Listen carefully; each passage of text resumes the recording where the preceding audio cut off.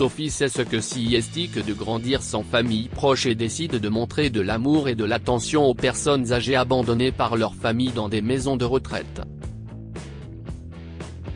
À son insu, ces gestes aimables l'amènent à rencontrer quelqu'un dont elle ne soupçonnait pas l'existence.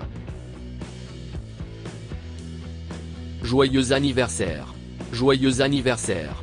Joyeux anniversaire, cher monsieur Rogers. Joyeux anniversaire. Les mélodies des célébrations résonnaient dans la pièce. En effet, il s'agissait d'un jour heureux pour monsieur Rogers, qui fêtait son 91e anniversaire. D'autres résidents de la maison de retraite s'étaient joints à la célébration de l'anniversaire de M.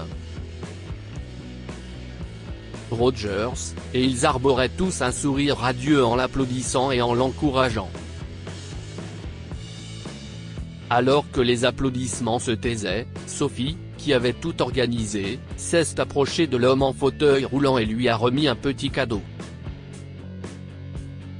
Il s'agissait d'un petit cadeau emballé et d'une carte d'anniversaire. Joyeux anniversaire, M.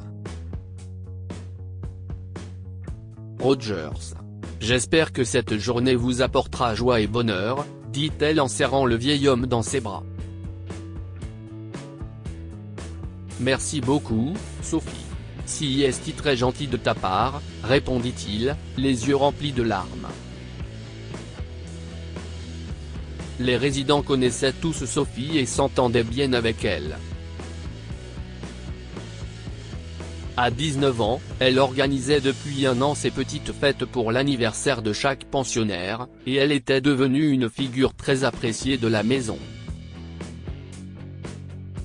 Elle apportait un cadeau pour l'anniversaire des résidents et demandait au cuisinier de leur préparer un petit gâteau. Les pensionnaires apprécient ce geste. Pour la plupart d'entre eux, cet acte de gentillesse représentait la quintessence de l'amour et de l'attention, car ils n'avaient pas de famille à l'extérieur du foyer. Après avoir coupé et partagé le gâteau, les autres résidents ont commencé à quitter le hall, mais M. Rogers a arrêté Sophie dans son élan. J'apprécie beaucoup ce geste, mais je dois te demander pourquoi tu fais ça ? C'est une longue histoire, M. Rogers. Je doute que vous souhaitiez l'entendre. J'ai toute la journée, ma chère, a-t-il répondu, les yeux brillants d'impatience. Sophie poussa le fauteuil roulant de monsieur Rogers à l'extérieur et l'installa à l'ombre d'un magnifique peuplier tulipe, fleuri de magnifiques fleurs jaunes. C'était le printemps, après tout, et tout ce qui se trouvait à l'extérieur était magnifique. C'était une bonne journée pour sortir. Elle s'assit sur l'herbe et lança, vous l'avez bien cherché. Ne me voulez pas si je vous ennuie à mourir. Elle gloussa et monsieur Rogers éclata de rire avant de dire, après ce que vous avez fait pour moi aujourd'hui, je me fiche de savoir si c'est ennuyeux. Je ferais mieux de prétendre que c'est intéressant. Leurs têtes tombèrent en arrière dans un éclat de rire avant que Sophie ne se ressaisisse soudainement. Eh bien, je suis né dans le sud de la Floride, mais quand j'ai eu 1 an, mes parents ont réalisé qu'il était mieux sans enfant. Ils voulaient leur liberté, et avoir un bébé ne faisait que les enchaîner, alors ils m'ont abandonné sous le porche d'un foyer pour enfants. Une larme coula sur la joue de Sophie, mais son corps paraissait très calme par rapport à l'enchevêtrement de son esprit. Elle poursuivit, bien évidemment, j'étais trop jeune pour comprendre ce qui se passait, et je ne me souviens toujours pas de ce que j'ai ressenti ou de ce à quoi il ressemblait. Oh, pauvre bébé, je suis tellement désolé que cela te soit arrivé. Maintenant, je me sens mal d'avoir demandé. Ne vous sentez pas mal, M. Rogers. Parfois, cela aide d'en parler, dit Sophie avec nonchalance. Grandir dans un foyer pour enfants a été difficile. j'ai décidé qu'une fois que je serai un peu plus âgé, j'aimerais et je m'occuperai d'autres personnes sans famille, ne serait-ce que pour une journée, afin de leur montrer qu'il y a des gens dans le monde qui les aiment encore. Depuis mes 18 ans, j'ai visité de nombreuses maisons de retraite dans le district et, avec l'aide de l'administration, j'ai identifié les personnes dont l'anniversaire était proche et j'ai fait quelque chose de petit pour elles. Ouah. Si est l'histoire la plus triste mais aussi la plus enrichissante que j'ai entendue depuis longtemps. Tu es vraiment une bénédiction pour beaucoup, comme tu l'as été pour moi aujourd'hui, déclara M. Roger en tendant les mains pour serrer Sophie dans ses bras. Un jour, Dieu te récompensera certainement pour ton bon cœur. En quittant la maison de retraite ce soir-là, Sophie se sentait légère. Parler de son histoire l'a aidée. Elle était heureuse d'avoir rendu quelqu'un heureux ce jour-là et était impatiente d'être au lendemain. Le lendemain, Sophie est arrivée dans une autre maison de retraite avec des cadeaux. C'était l'anniversaire de Madame Johnson. Comme à l'accoutumée, quelques pensionnaires s'étaient rassemblés pour aider la dame âgée à fêter son grand jour. Une fois arrivée, Sophie passa par la cuisine, prit le petit gâteau et se dirigea vers le hall d'entrée. Elle déposa le gâteau, ainsi que le cadeau et le bouquet de fleurs, sur la table avant de saluer les résidents. Bonjour à tous. La plupart d'entre vous me connaissent, mais pour ceux qui ne me connaissent pas, je suis Sophie, et nous sommes ici pour célébrer l'anniversaire de Madame Johnson. Tout le monde applaudit et entonna une chanson d'anniversaire enthousiaste tandis que Madame Johnson s'avançait vers eux. Elle a serré Sophie dans ses bras.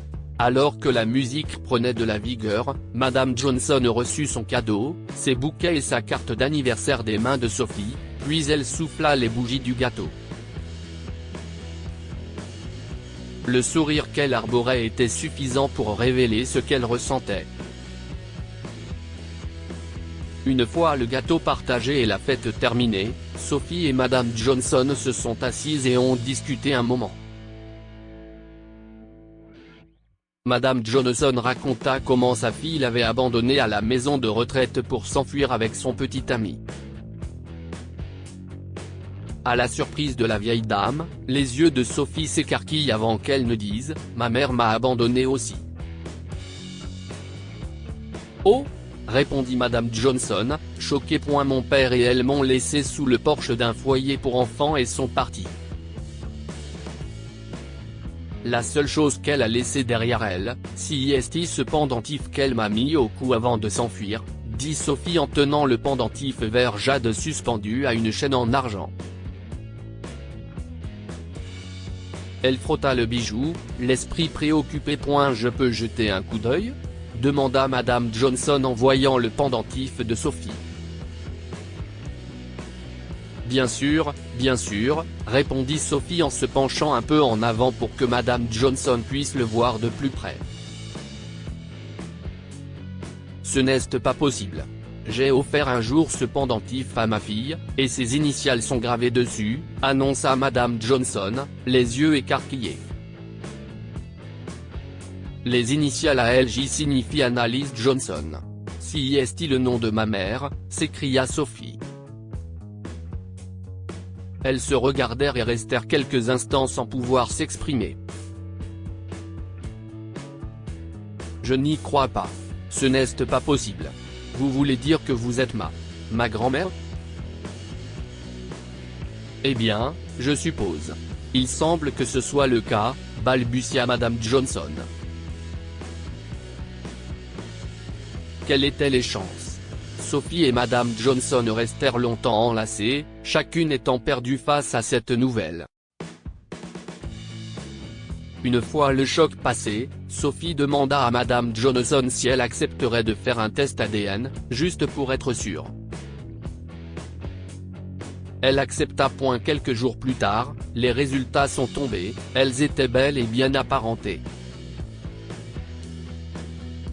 Madame Johnson était, sans l'ombre d'un doute, la grand-mère de Sophie. Il y a quelques jours à peine, Sophie n'avait personne qu'elle pouvait appeler sa famille, tout comme Madame Johnson, et maintenant, elle s'était trouvée l'une l'autre. Si est drôle de voir comment le destin fonctionne. Par chance, Sophie venait de commencer un excellent travail et gagnait un salaire suffisant pour subvenir à ses besoins et à ceux de sa grand-mère. Elle découvrit également que Madame Johnson avait encore beaucoup d'argent à la banque, ce qui leur permettait de mener un bon train de vie. Les paroles de Monsieur Rogers s'étaient concrétisées. Ils reviennent en boucle dans la tête de Sophie. Dieu l'avait enfin récompensée pour son bon cœur. Une semaine plus tard, elle est venue chercher sa grand-mère et toutes deux ont démarré leur nouvelle vie heureuse ensemble. Heureuses d'être réunies, elles se sont promis de continuer à rendre visite aux autres personnes âgées le jour de leur anniversaire. Que pouvons-nous apprendre de cette histoire? Faites votre part d'altruisme et l'univers vous le rendra au décuple. Sophie n'était pas obligée de rendre visite aux personnes âgées dans les maisons de retraite, mais elle voulait leur témoigner de l'amour et de l'attention, et ses actes désintéressés ont été largement récompensés lorsqu'elle a rencontré sa grand-mère. Un peu de gentillesse suffit largement. Sophie n'a peut-être pu offrir aux personnes âgées qu'un petit cadeau et une carte, mais pour elle, le fait que quelqu'un se soit donné la peine de les fêter a été d'une importance capitale. Partagez cette histoire avec vos amis. Elle pourrait égayer leur journée et les inspirer.